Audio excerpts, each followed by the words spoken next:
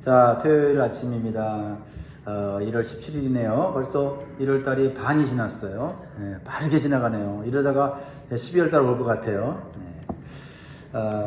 그러나 우리가 말씀과 기도로 우리의 삶을 잘 쌓아가다 보면 우리의 삶은 하나님 안에서 풍성한 삶을 누리게 될 줄 믿습니다. 무엇보다도 우리 사랑하는 자녀들이 우리의 기도로 또 하나님 주신 사랑으로 섬길 때 하나님 주신 재능과 은사를 개발하여 하나님께 영광 돌리는 자녀가 될 줄 믿습니다. 그러므로 여러분의 기도는 결코 헛되지 않습니다. 자, 오늘 마태복음 3장 11절에서 17절의 말씀을 가지고 하나님의 교훈을 나눌 때 우리 같이 기도 제목 한번 따라 하십니다. 날 대신하여 죄인의 자리에 서신 예수님을 믿게 하시고 그 순종을 본받게 하소서. 아멘. 예수님은 우리의 구원자이시며 또한 우리가 본받아야 할 인간의 모델이에요. 그러니까 신앙생활은 아주 단순해요. 한마디로 말하면 예수님 믿고 예수님 닮아가기. 따라합니다. 예수님 믿고 예수님 닮아가기. 네, 우리의 모든 사역의 핵심은 그거예요. 그러니까 사역을 할 때 사역의 어떤 목적이 흐려지거나 방향성이 좀 흐트러질 때가 있죠. 왜요? 사람들을 섬기다 보면 사실 우리의 삶의 초점이 이렇게 흔들려요. 그래서 어떤 문제에 우리가 거기에 빠지거나, 그렇죠? 또 어떤 그 상황 속에 우리가 몰입할 때가 있어요. 그러다 보면 지치고 또 실망하고 또 때로는 우리가 흔들릴 때가 있죠. 그럴 때 우리가 어떻게 방향을 잡을 수 있을까? 다시 예수님을 바라보는 거예요. 그게 바로 우리의 신앙이 다시 새롭게 시작할 수 있는 거죠. 예수님을 믿고 예수님 닮아가기. 한번 따라합니다. 예수님 믿고 예수님을 닮아가기. 그러면 오늘 설교 끝난 거죠. 우리 인생 끝까지 잘 되는 거예요. 이거면요. 근데 그것을 또 우리가 잘하기 위해서는 말씀을 배워야 되거든요. 말씀을 배워야 예수님을 올바로 믿게 되고 예수님을 닮아가게 되는 거죠. 그래서 오늘 중요한 말씀, 기초적인 말씀인데 여러분에게 질문을 합니다. 우리가 어떻게 구원을 받습니까? 예수님을 믿음으로 구원받습니다. 좀 더 구체적으로 말하면 죄를 회개하고 성령을 받아야 구원받습니다. 자, 우리 새해는 기초를 잘 다지는, 다시 기초를 다지는 시간입니다. 예수님을 믿고 구원받습니다. 근데 그 안에는 뭐가 담겨져 있냐면 죄를 회개하고 성령을 받아야 구원받습니다. 예수님 믿으세요? 믿습니다. 성령 받으셨어요? 모르겠는데요. 그러면 사실은 구원을 받았다고 말하기가 어려운 거죠. 예수님 믿습니다. 교회를 다닙니다. 성경을 읽습니다. 기도를 합니다. 그런데 성령을 받았습니까? 그러면 성령 받았나 안 받았나? 성령 받아야 합니다. 성령을 받아야 돼요. 오늘 본문은 이러한 사실을 잘 보여주고 있는데요. 세례요한 들어보셨죠? 세례요한. 세례요한은 요단강에서 이스라엘 백성들에게 물로 회개의 세례를 베풀었어요. 회개하라. 회개하지 않으면 하나님의 심판을 받을 것이라고 하는 메시지를 전했어요. 그러니까 이스라엘 백성들이 그 메시지를 듣고 양심의 찔림을 받았어요. 내 죄가 나를 망하게 하는구나. 이 죄를 갖고서는 하나님 앞에 설 수 없구나. 이 죄가 해결돼야 되는구나. 겉으로 지은 죄도 있지만 마음으로 지은 죄가 있지 않습니까? 하나님은 우리의 겉으로 지는 죄뿐만 아니라 마음의 생각으로 지는 죄까지 다 알고 계시기에 우리가 진심으로 회개치 않으면 우리는 용서받을 수가 없어요. 중요한 건 뭐예요? 회개하면 또 다 용서해 주시니 얼마나 감사합니까? 근데 숨기고 이건 죄가 아니야, 내 기준으로 이건 죄일 수가 없어 라고 하면 내가 나를 구원해야 되는데, 하나님이 나를 구원하시게 하려면 내가 하나님 앞에서 죄를 지었다고 하는 모든 것들을 회개해야 될 줄 믿습니다. 이스라엘 백성들은요, 이미 하나님을 믿는 사람들이었어요. 그리고 혈통적으로 아브라함의 자손이었습니다. 그래서 그들은요, 당연히 구원받는다고 믿었어요. 아브라함의 그 믿음을 하나님이 받으셨죠. 그리고 아브라함에게 영적 육적 축복을 주시지 않았습니까? 그리고 아브라함 자손들도 축복해 주겠다고 약속하셨어요. 그 말씀만 믿고 이스라엘 백성들은 나 아브라함의 혈통에서 태어난 자손들이야. 그러니 아브라함 제자도 구원받지라고 생각했다는 겁니다. 그러나 세례 요한은 전곡을 찔러요. 혈통으로 구원받는 것이 아니라 죄를 회개하여 구원받는다라고 선포하는 거예요. 우리가 예수 믿는 가정에서 자녀들이 태어나죠. 그러면 그 예수 믿는 부모님 때문에 자녀가 저절로 구원받습니까? 아니죠. 그런데 예수 믿는 부모 밑에서 자란 것의 혜택이 뭐예요? 구원받는 방법을 아는 거고, 그렇죠? 하나님의 말씀을 가까이 들을 수 있고, 하나님의 능력을 체험할 수 있는 것이 그게 믿는 부모 밑에서 태어난 혜택 아니에요? 그러나 그 자녀들도 하나님 앞에 자기의 죄를 회개하고 용서받고 성령을 받아야만 구원받는 줄 믿습니다. 혈통으로 받는 것은 아니에요. 믿음의 혈통을 갖는다는 건 중요하지만 그것으로 구원받는 것은 아니다라는 것입니다. 회개하지 않는 죄는 반드시 심판을 받게 되고 결국 영원한 불행에 처하게 된다는 거죠. 12절 말씀에 말하고 있어요. 12절. 손에 키를 들고 자기의 타작마당을 정하게 하사 알곡은 모아 곡간에 들이고 쭉정이는 꺼지지 않는 불에 태우시리라. 여기서 어떤 비유를 말합니까? 가을에 추수를 해요. 그리고 추수한 곡식을 갖다가 이제 키 아시죠? 키? 예. 키를 가지고 이렇게 그 알곡들을 이렇게 흔들어 댑니다. 그러면 쭉정이는 날아가고 알곡만 남게 되는 거죠. 심판의 마지막 때 심판의 모습을 이렇게 비유하고 있는 거죠. 그래서 알곡은 구원받은 사람이고 쭉정이는 구원을 받지 못하는 사람을 말하는 것입니다. 그 기준은 무엇입니까?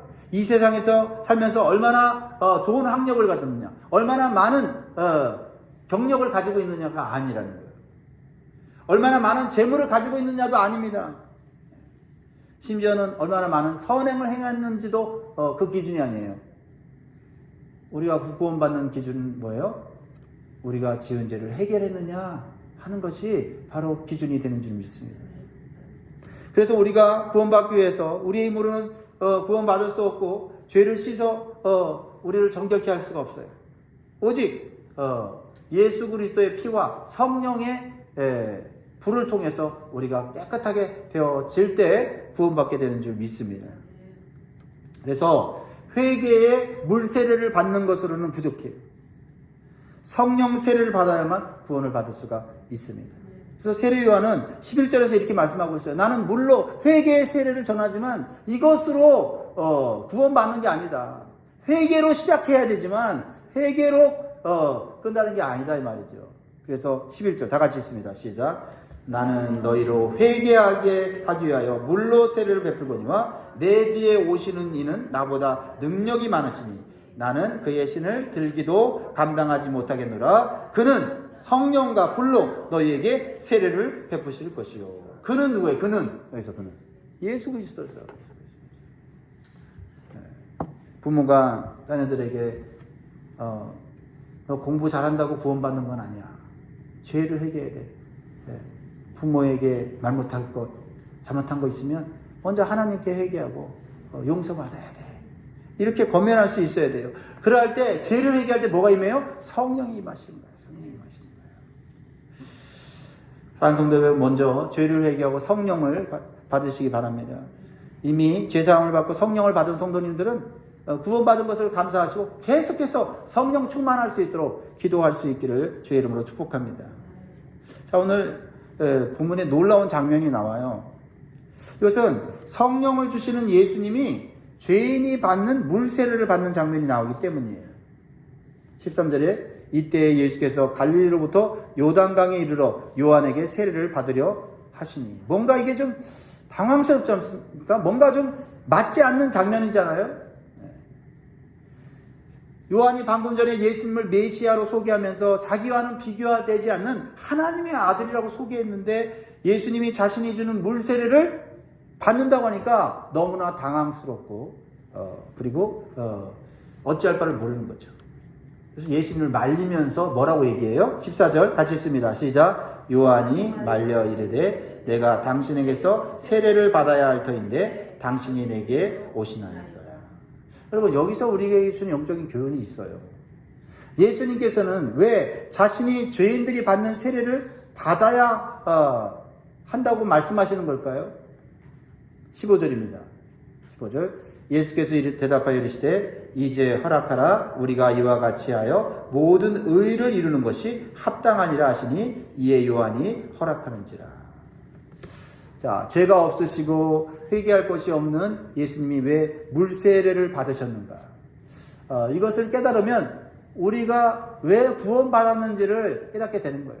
우리가 구원 어떻게 받습니까? 제가 질문을 했죠. 어떻게 받아요? 예수님 믿어야 구원 받아요. 그렇죠? 그리고 죄사함을 받아야, 그리고 성령을 받아야 구원을 받습니다라고 말씀했어요. 그런데 그렇게 된 이유가 뭐냐는 거예요.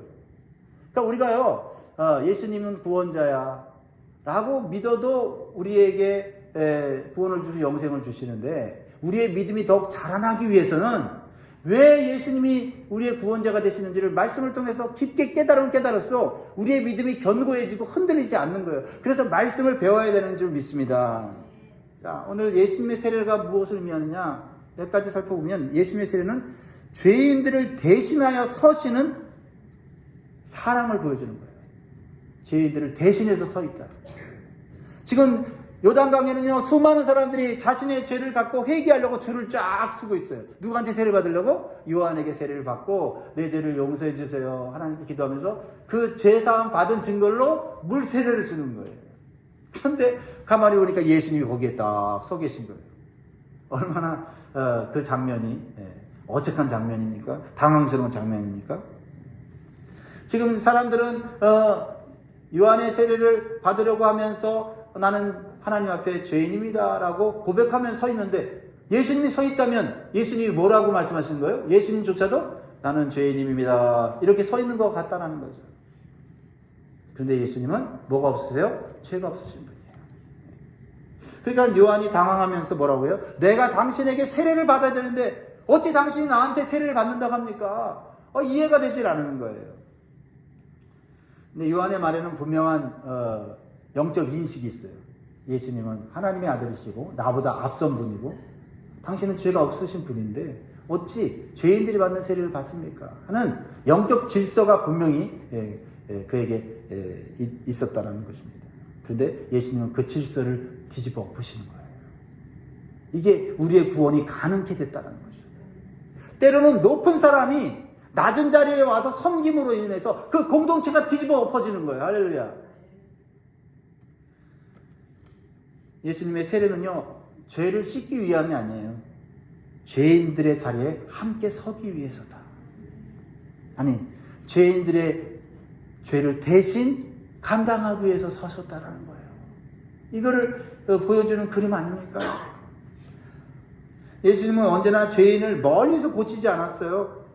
높은 자리에서 명령만 내리지 않았습니다. 항상 낮은 자리로 오셔서 그들을 고쳐주셨어요. 병들고 가난한 사람들 곁에, 세리와 창기와 같은 죄인들의 식탁에서, 그리고 오늘 본문에서는 회개의 세례를 받는 자리에 죄인들과 함께 서 계시다. 주님이 여러분과 함께 서 계십니다. 지금 여러분들이 지금 예수 믿고 지금 기도하고 이 자리에 나올 수 있었던 것은 바로 예수님이 지금 여러분 옆에 서 있는 거예요. 여러분이 때로는 넘어지고 자빠질 때가 있어요. 나 믿음 좋은 사람이야. 내가 우리 교회에서 어떤 사람인지 알아? 라고 말하던 사람들도 넘어질 때 있다는 거예요. 죄를 지을 때 있다는 거예요. 실패할 때잖아요. 그때 우리는 무엇을 봐야 돼요? 무엇을 바라봐야 돼요? 내 옆에 서 계시는 주님, 내 죄를 대신해서 짊어지려고 서 계시는 주님을 바라봐야 될 줄 믿습니다. 그것이 오늘 예수님이 세례를 받으시는 이유예요. 우리의 구원이 언제 시작됐어요? 우리가 회개해서 조금 깨끗해졌을 때? 아니에요. 성경은 말합니다. 로마서 5장 8절에 우리가 아직 죄인 되었을 때에 그리스도께서 우리를 위하여 죽으심으로 하나님께서 우리에 대한 자기의 사랑을 확증하셨느니라. 우리가 실패했을 때, 못났을 때, 우리의 힘으로는 다시 일어날 수 없을 때 주님이 우리 옆에 서 계심으로 우리를 구원해 주신 줄 믿습니다. 그러니까 끊임없이 우리가 신앙생활하면서 우리의 믿음이 좋다고 하는 것은 나가 아니라 누구예요? 예수님을 드러내는 거고, 예수님을 의지하는 거고, 예수님을 신뢰하는 거예요. 우리가 예수님의 은혜를 받아서 구원받았고 또 하나님의 또 축복을 받아서 잘 살고 높은 직책을 얻게 되고 또 좋은 집, 좋은 차 타면서 안락하게 살 때에도 우리가 잊어서는 안 돼요. 내가 받은 은혜와 축복이 나로 온 것이 아니다라는 거. 예수 그리스도의 죽으심을 통해서 이루어졌다는 거. 또한 그 예수님을 통해서 하나님께서 우리에게 복을 주셨다는 거. 그것을 잊지 말아야 됩니다. 자, 오늘 예수님의 세례가 보여주는 것은 무엇입니까? 그것은 겸손히 하나님의 뜻에 순종하셨다는 것을 보여주는 거예요. 예수님이 겸손히 낮아져서 순종했기 때문에 우리가 구원받게 됐다는 거예요. 자, 15절을 보면 요한이 예수님을 말리죠. 세례 받으시면 안 된다고, 내가 받아야 된다고 그러니까 15절에 뭐라고 말씀하세요? 예수께서 대답하여 이르시되 이제 허락하라. 우리가 이와 같이 하여 모든 의를 이루는 것이 합당하니라 하시니 이에 요한이 허락하는지라. 요한이 왜 허락했습니까? 이 말씀은 굉장히 중요합니다.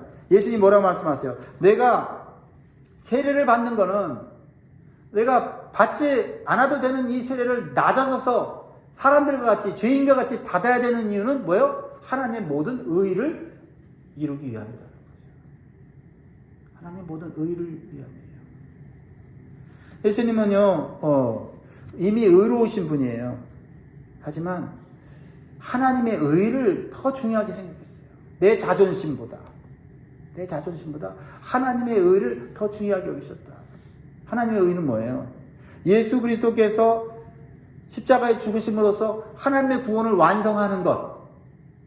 그게 하나님의 의인데 그 하나님의 의를 이루기 위해서는 예수님이 어떻게 해야 돼요? 낮아지는 순종을 해야 했다는 거예요.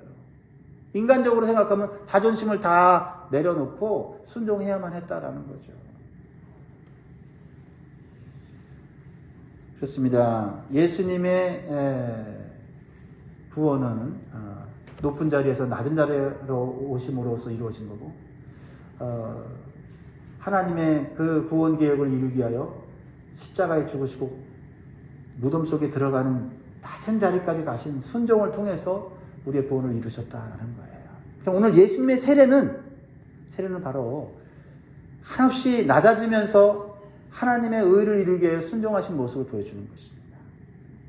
그러니까 우리가 구원받았다면 구원받은 성도들에게 있어서의 신앙의 모습은 뭘로 나타나야 돼요?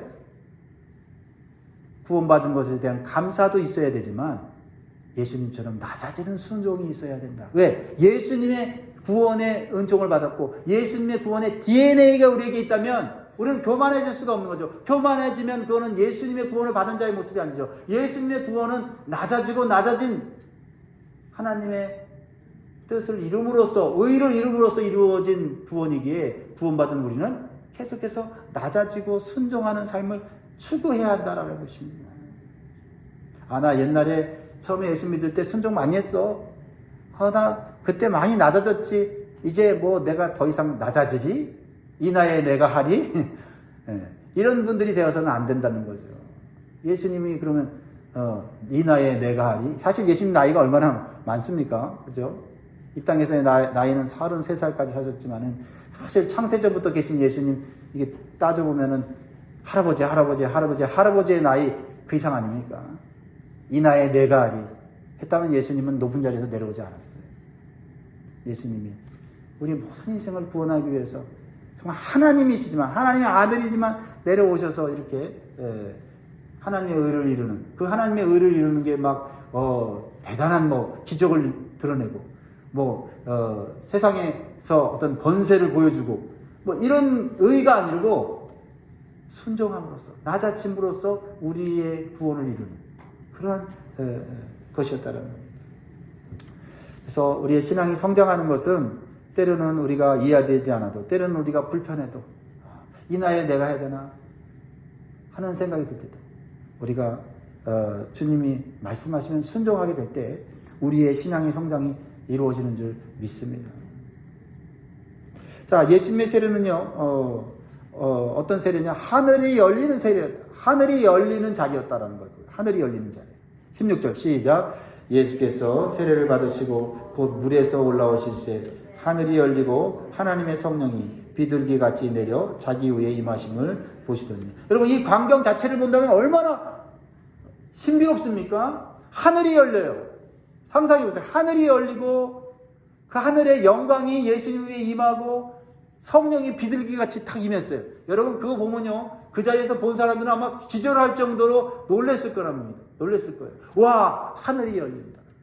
근데 오늘 이 말씀에서 집중해야 될 것은 하늘이 열린다라는 것이 아니라 어디에서 하늘이 열렸느냐예요. 이 하늘이 열린 장소가 뭐 화려한 예배를 드리는 막 엄청난 그런 자리에서 하늘이 열린 게 아니에요. 그렇죠? 요단강가 죄인들이 서 있는 곳, 그리고 예수님이 그곳에서 죄인처럼 서서 하나님의 그 의를 순종하는 그 낮아짐의 자리에 하늘이 열렸다라고 하는 것이에요. 예수님의 세례는 뭐예요? 아무도 알아주지 않는 선택이었고 오해받기 쉬운 결정이었고, 그러나 하나님의 뜻을 따르는 그 자리에서 하늘이 열렸다. 할렐루야. 여러분 예배당에서도 하늘이 열립니다. 왜? 하나님을 온전히 믿고 하나님의 뜻을 따르기 때문에 열려요. 직장에서도 마찬가지예요. 여러분 직장, 힘들고 어려운 직장에서 여러분 여기는 정말 힘들고 고통스러운 곳이야. 빨리 일 끝내고 집에 가서 쉬어야지. 빨리 그냥 또 교회 가서 예배드리고 은혜 받아야지. 그런 이중적인 생각을 하는 것이 아니라 여러분이 직장에 있는 곳에서도 하늘이 열린 줄 믿습니다. 하나님의 뜻을 따르기 위하여 때로는 겸손하게 낮아져야 될 때 내 자존심을 구기고 이것이 하나님 뜻이라면 내가 순종해야지 하는 그 결심을 하게 될 때 하늘이 열리게 되는 줄 믿으시기 바라요. 여러분의 삶에 있는 모든 영역 속에서 하늘이 열리고 성령이 임하는 역사 있기를 주의 이름으로 축원드립니다. 마지막으로 예수님의 세례는요, 우리의 새로운 정체성을 깨닫게 해주는 자리였다라는 거예요. 자, 17절 말씀. 하늘에서 음성이 들리는데 어떤 음성이 들려요? 시작. 하늘로부터 소리가 있어 말씀하시되 이는 내 사랑하는 아들이요 내 기뻐하는 자라 하시니라. 자, 이 선언은 예수님이 지금 십자가를 지는 위대한 일을 하기 전에 주어졌다. 예수님의 사역이 시작하기도 전에 하나님은 어떤 음성을 들려주세요? 너는 내 사랑하는 아들이요 내 기뻐하는 자라라는 겁니다. 이것은 성취에 대한 평가가 아니라 존재에 대한 선언이에요. 하나님은 이러한 선포를 통해서 예수님을 믿고 하나님의 자녀가 된 우리들에게 똑같은 말씀하셔야 돼요. 우리가 어떤 대단한 일을 하기 때문에 너는 내 사랑하는 아들이야, 너는 기뻐하는 아들이야, 딸이야 하면서 인정해 준 게 아니라 예수 그리스도를 통해서 구원받은 우리 그 자체를 하나님은 사랑하셔요. 우리가 실패했을 때도 너는 사랑하는 내 아들이야, 내 딸이야. 우리가 부족할 때도 나는 이제 하나님의 자녀라고 말할 수 없어 라고 말할 때도 너는 내 사랑하는 아들이야, 딸이야 라고 말씀한다는 거예요. 여러분, 나는 지금 무엇을 해냈기 때문에 내 자신이 가치 있게 여겨집니까?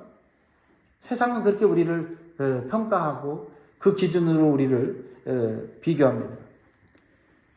그러나 하나님은 예수 그리스도를 통해서 우리가 구원받았다면 우리는 잘하든 못하든 여전히 우리를 사랑하고 계시고 우리를 귀한 존재로 여겨주신다는 사실을 믿으시기 바라요. 자녀들에게 필요한 것은, 가장 필요한 건 뭐예요?